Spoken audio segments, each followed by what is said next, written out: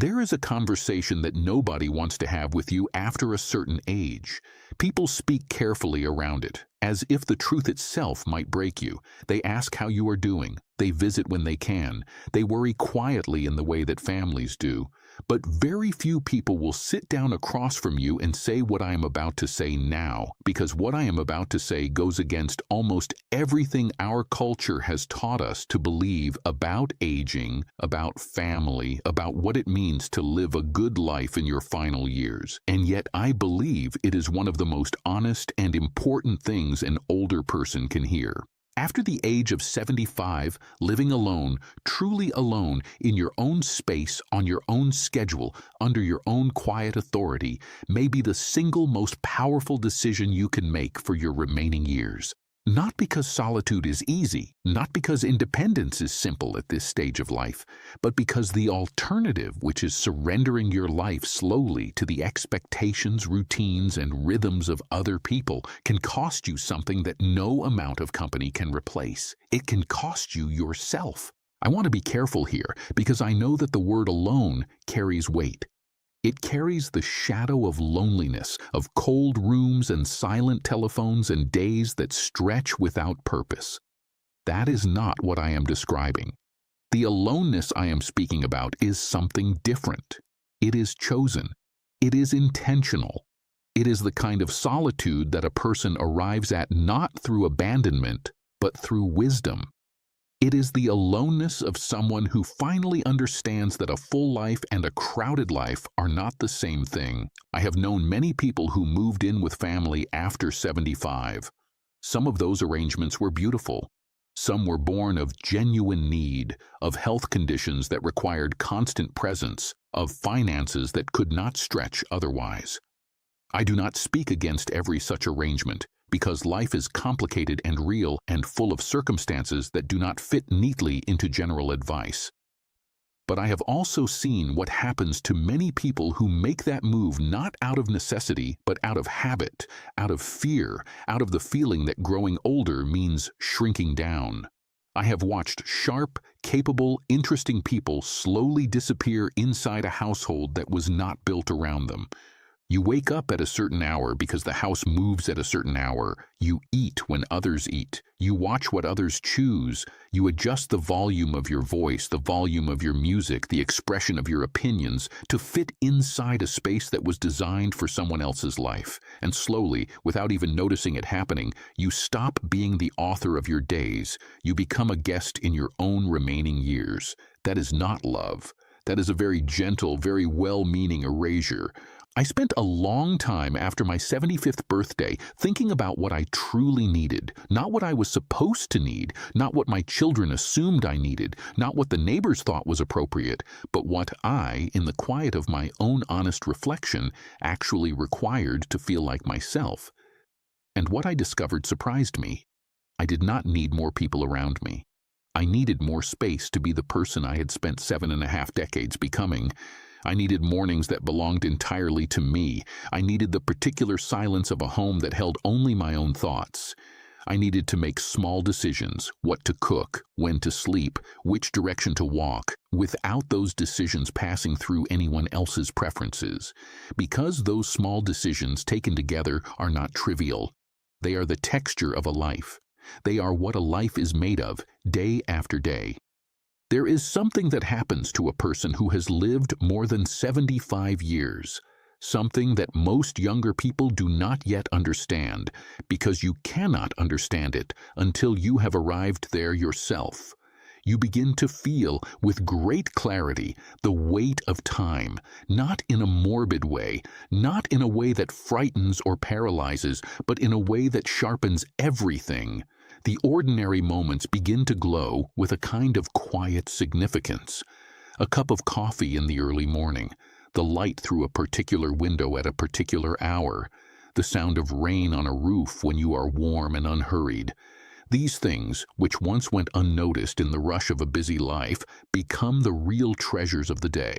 And to receive them fully, to actually experience them rather than simply moving past them, you need a certain quality of space. You need stillness. You need a life that moves at the speed of your own attention. Living alone after 75 gives you that. It gives you time that is genuinely yours. Not stolen minutes between obligations, not quiet hours squeezed into the gaps of a shared household, but whole days shaped entirely by your own interior rhythm.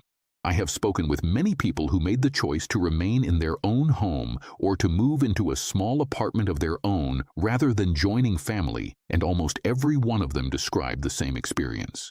They described a feeling of returning to themselves, a sense that some essential part of who they were, some core that had been muffled or compromised or simply set aside for decades, had finally come back to the surface. I understand the fears. Believe me, I have carried them myself. What if something happens and no one is there? What if I fall? What if my health changes and I cannot manage on my own? These are real questions, and they deserve honest answers, not dismissal. But here is what I have learned. Most of the risks that people associate with living alone after 75 are manageable if you approach them with the same intelligence and planning you have applied to every other challenge in your life. A medical alert device, the kind you wear on your wrist and press if you need immediate help, can be purchased for very little. And services like Life Alert or Bay Alarm Medical are specifically designed for exactly this situation. A weekly check-in arrangement with a trusted neighbor or friend costs nothing but a conversation.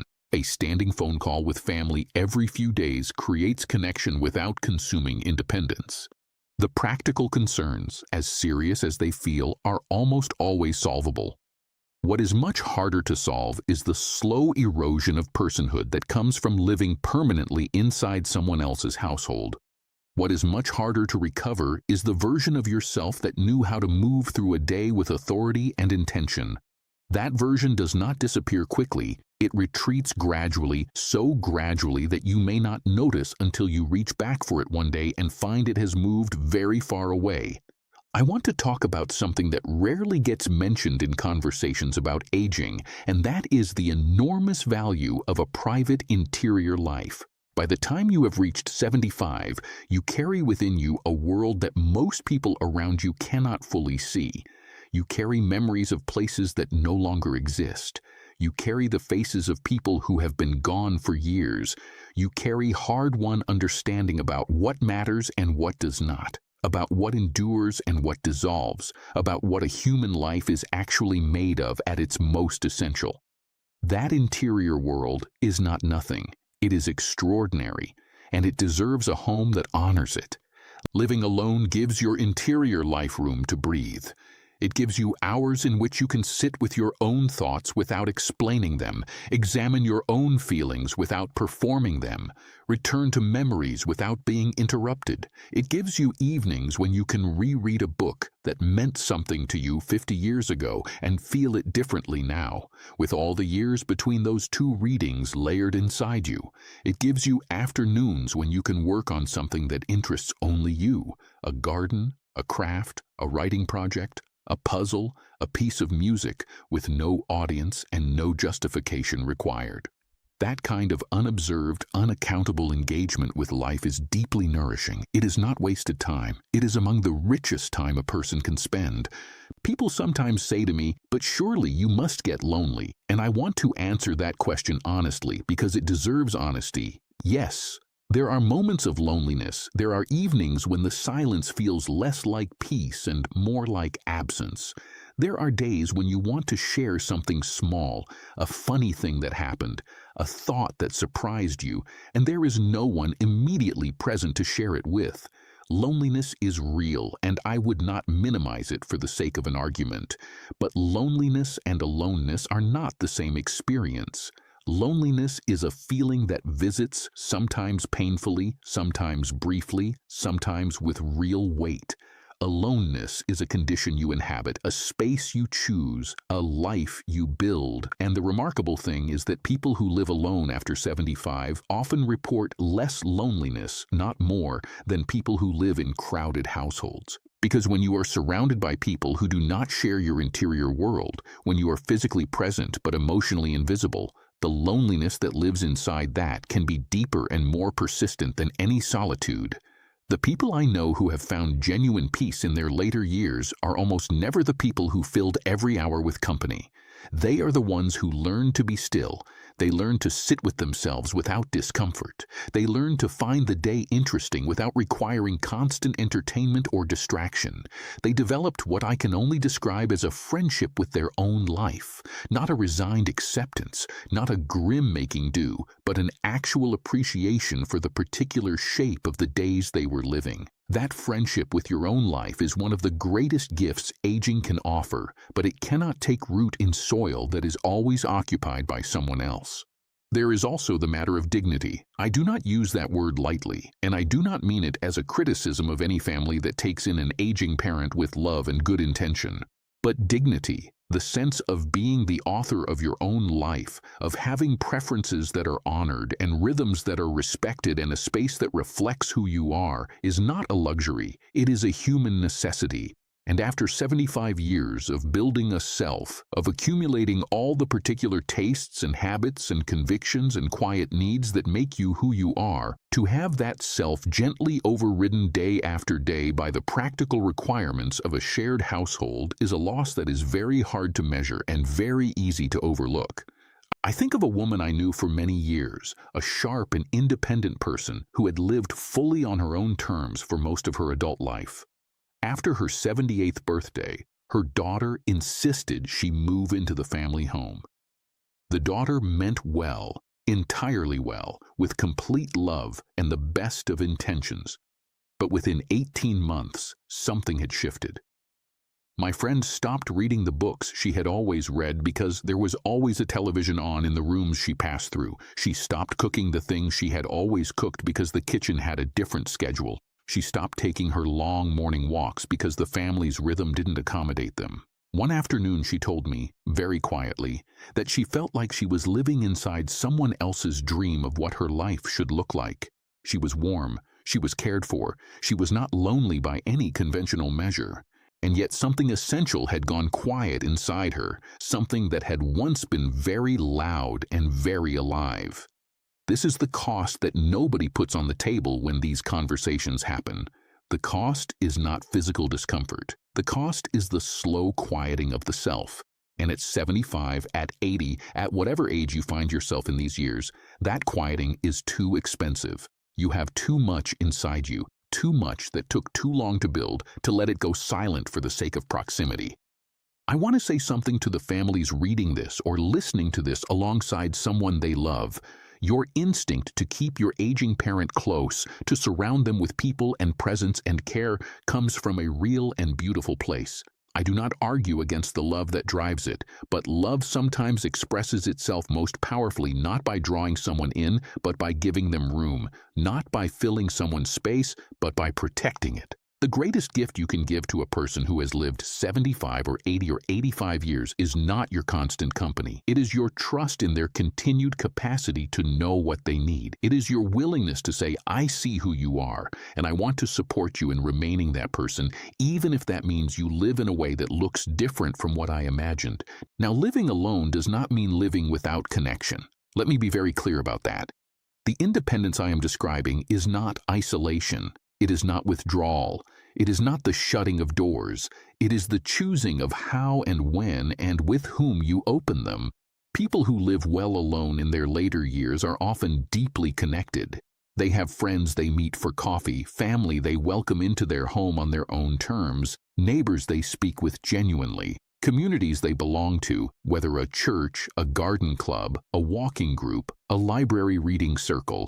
The difference is that these connections are chosen rather than constant, entered and exited on their own schedule, experienced with full presence because they have not been diluted by endless cohabitation. There is a quality of attention that becomes available to you when you are not always surrounded. When you see your grandchildren twice a week rather than every hour of every day, you see them, truly see them. You are not habituated to their presence. You are not managing them as a background feature of your household. You are encountering them freshly with the full force of your interest and your love, and they, in turn, encounter a version of you that is rested and particular and genuinely delighted to be with them, rather than a version that is always present and therefore always slightly taken for granted. That quality of chosen encounter is one of the secret gifts of independent living. I also want to speak about the body, because the body matters more in these years, not less.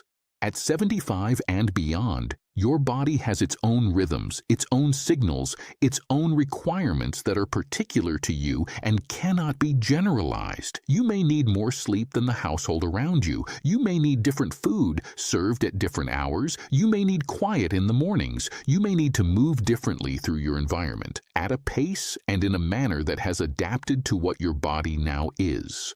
Living in a space that is designed for your body, for your particular requirements and limitations and capabilities, is not indulgence. It is medicine.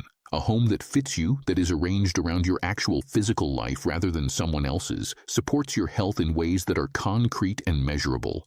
When I walk through my own home, every arrangement reflects a decision I made for my own comfort and convenience. The chair is positioned exactly where I like to read. The kitchen is organized for the way I actually cook.